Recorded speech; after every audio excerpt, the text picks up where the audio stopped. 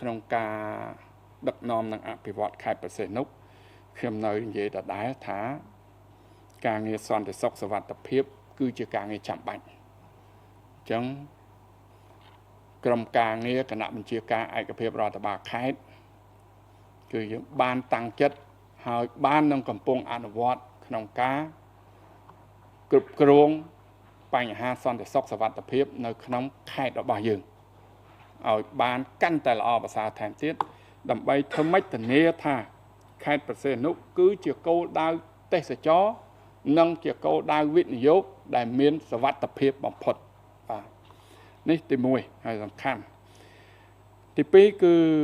ការជំរុញការអនុវត្តគោលនយោបាយភូមិឃុំសង្កាត់មានសុវត្ថិភាពឲ្យកាន់តែមានប្រសិទ្ធភាពខ្ពស់បន្ថែមទៀតទី3គឺការបន្តបង្ក្រាប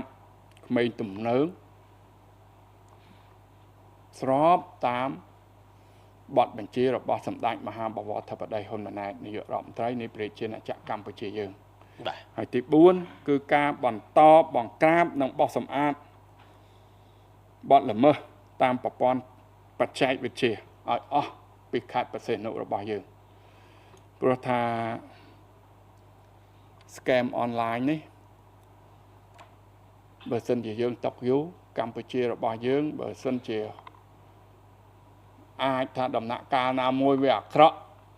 អាចចូលទៅដល់ black list ទៀតអាហ្នឹងគឺសេដ្ឋកិច្ចជាតិរបស់យើងទាំងមូលគឺកាន់តែពិបាកបាទអញ្ចឹងប្រជាពលរដ្ឋសូមថាពុំមិញបងប្អូនប្រជាពលរដ្ឋទាំងអស់ត្រូវក្តាប់ឲ្យជាប់បញ្ហានេះបើសិនជាអារឿងហ្នឹងវាល្អដល់ជាតិរាជរដ្ឋាភិបាលមិនសម្អាតនោះទេហើយប្រទេសដទៃទៀតក៏គេអត់ឈឺឆ្អាលរឿងហ្នឹងដែរបាទដោយសារតែអានឹងជារឿងដែលវាអាក្រក់សម្រាប់ជាតិមាតុភូមិរបស់យើងទៅថ្ងៃមកហើយដូច្នេះហើយរាជរដ្ឋាភិបាលត្រូវតែបោះសម្អាតចោលឲ្យអស់ពីថ្ងៃនេះទៅបាទ